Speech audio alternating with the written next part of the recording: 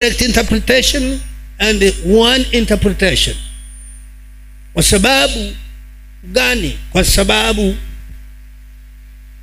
moja, kila dhehebu lina tafsiri ubatizo. Uamsho sasa hivi unatangazwa kwenye sehemu mbalimbali na dini mbalimbali zinasema uamsho. Sasa ni lazima tuelewe, tunapoongea uamsho sisi tunaongea uamsho gani? Neno uamsho linatumika mpaka hospitalini, reviving. Kwa hiyo hilo la kwanza. La pili, nikasema ili kweli tulete uamsho wa kweli ni lazima tuwe na uelewa unaofanana, common understanding.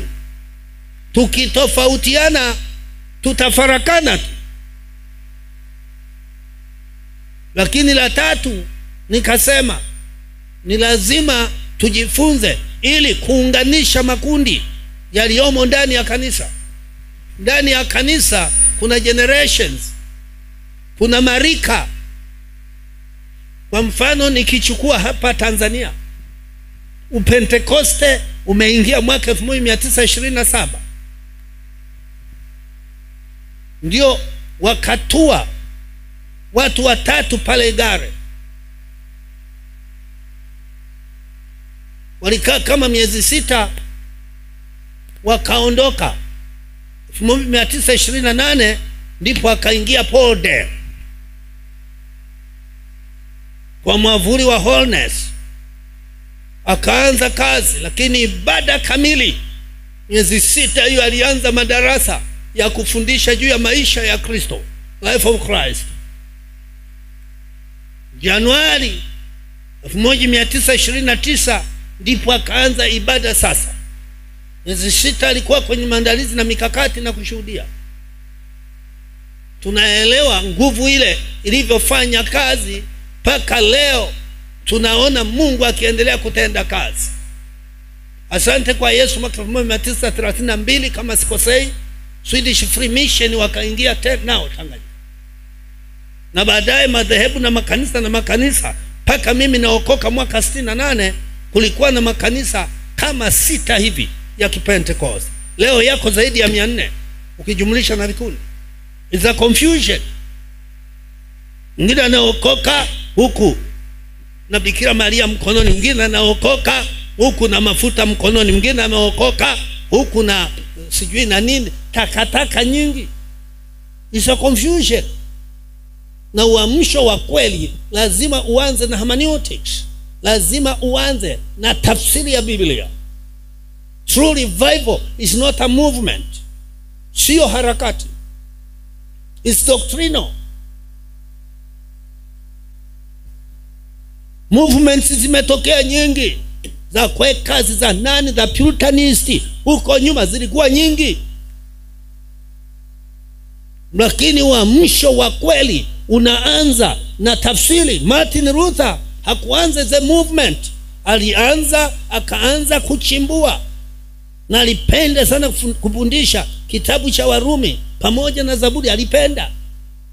Bwana akasema naye andiko linalosema mwenye haki wangu ataishi kwa imani. He was a lecturer na alikuwa mtawa. Charles Fox Palmer mwaka 1900 kamili anapoanza maombi tarehe 1 mwezi wa kwanza mwaka 1901, Roho Mtakatifu anaposhuka kwanza alianza na hermeneutics.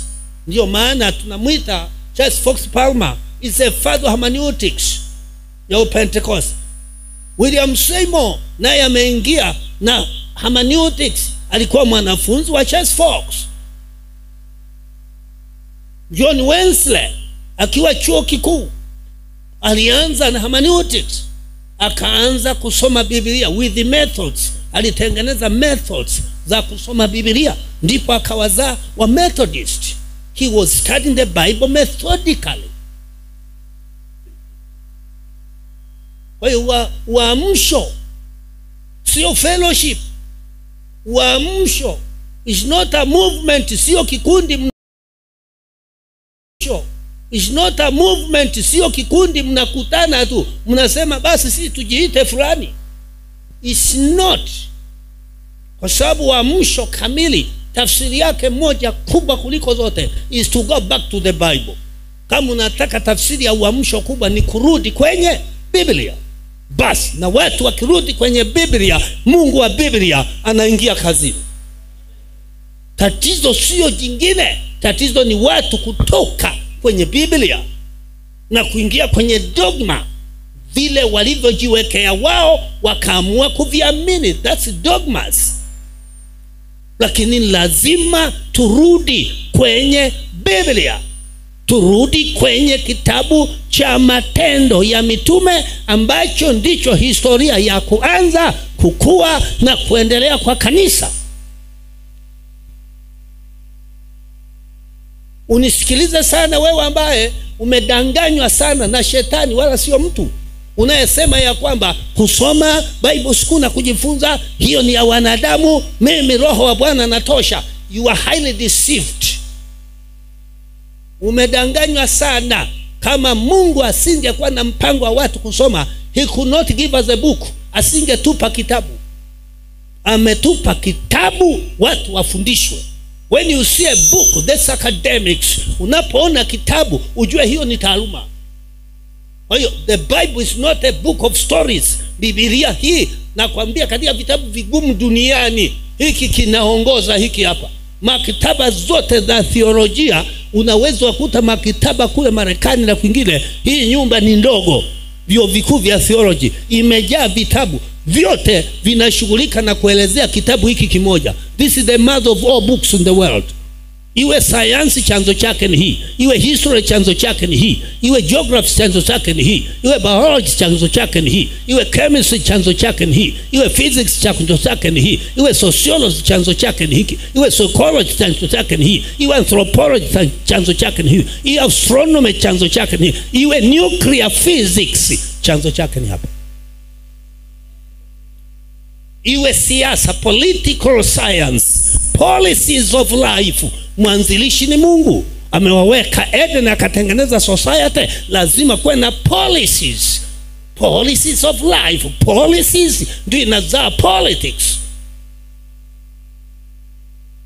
African context imechanganyikiwa kwa sababu ya watu ambao hawafanyi siasa, wanafanya ufedhuli. Politics sio wizi. Politics sio utapeli. Politics sio unini huu mtu ana. Politics is from policies. Moses was a leader. Hakuwa kuhani. Musa was the government leader. Moses wezi kumkuta naingia hekaruni. Uongozi umeanza mbinguni wewe. Kina Daudi viongozi wakubwa, is a king. Kwa leo we can call him a president. Na is more than a president kwa sababu alitawala zaidi ya nchi moja. Rais anatawala nchi moja, labda liwe shirikisho kama Marekani. They led by policies. Mungu ndio anayetoa kanuni ya maisha. Governance starts from heaven. Utawala, governance is from heaven. Governance originates from heaven. Utawala unaanzia mbinguni. Watu wamevuruga utawala duniani, wameharibu kwa sababu they are not doing governance. Nenda chuo chochote, go and study governance principles. Kama utakuti inaelekeza watu wale rushwa, kama unakuti inaelekeza watu wafanye ujinga unaoendelea duniani. It's not like that. Go and study governance. Very unfortunate, watu wanasoma governance lakini the practice yake wana deviate. They don't do what they have studied. Nenda vyuo vya maendeleo ya jamii, wanafundisha maadili mpaka kuvaa uvaeje.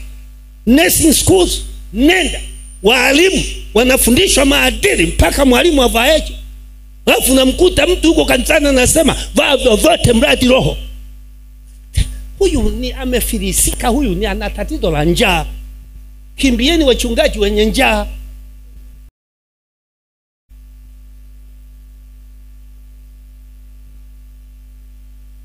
Sasa haya makundi yako, kundi la kwanza lililopokea uamsho mwaka 1000 ile miaka ya kwanza, after 40 years kuna kundi la pili, after another 40 years kuna kundi la tatu. Mimi ni kizazi cha tatu hapa Tanzania, ninyi ni kizazi cha 4.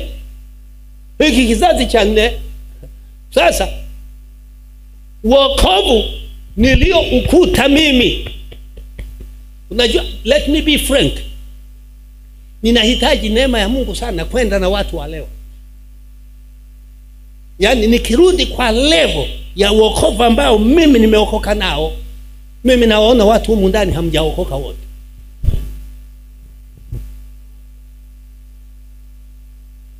Forgive me to saying that. Viwango.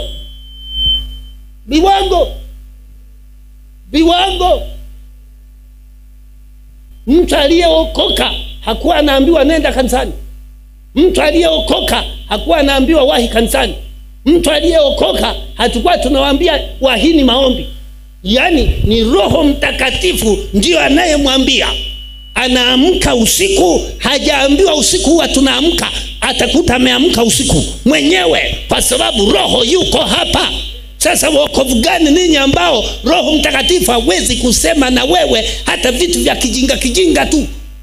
Namkuta mtu anasema ameokoka, halafu Roho ambaye hawezi kukwambia hata ya kwamba wewe uko uchi, unataka usali tu hivi na gaguro inaonekana. Sasa hivi una roho, una mapepo?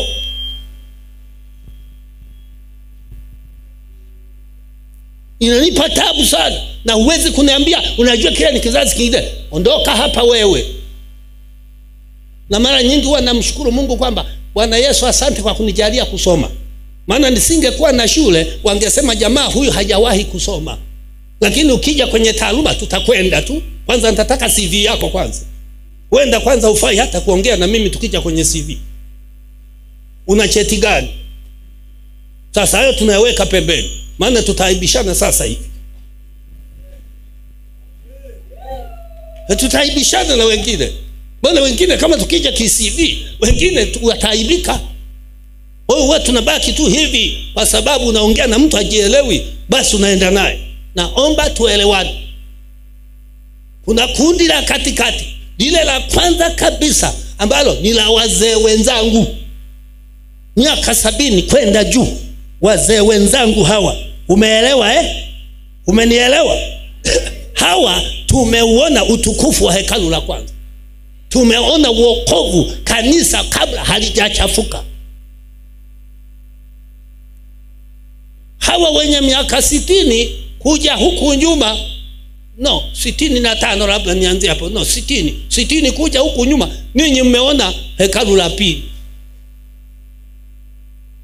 Ninyi wa 50 kurudi huku chini, hamjui Mungu wala nguvu zake. Na ndio maana hiki kizazi, hata mtu akija akasema nimepata ufunuo wa kula keki, wanaenda wote. Hata akisema sasa nina upako wa machanuo, wanaenda wote. Njoo leo mwingine akasema tuna ibada, muje na kucha, mkate na kucha na nywele. Watu walibeba kucha, utafikiwa na kwenda kuagua. Yaani hiki kizazi hakijui Mungu wala uwezo wa nguvu zake. Whatever you speak, kinaondoka.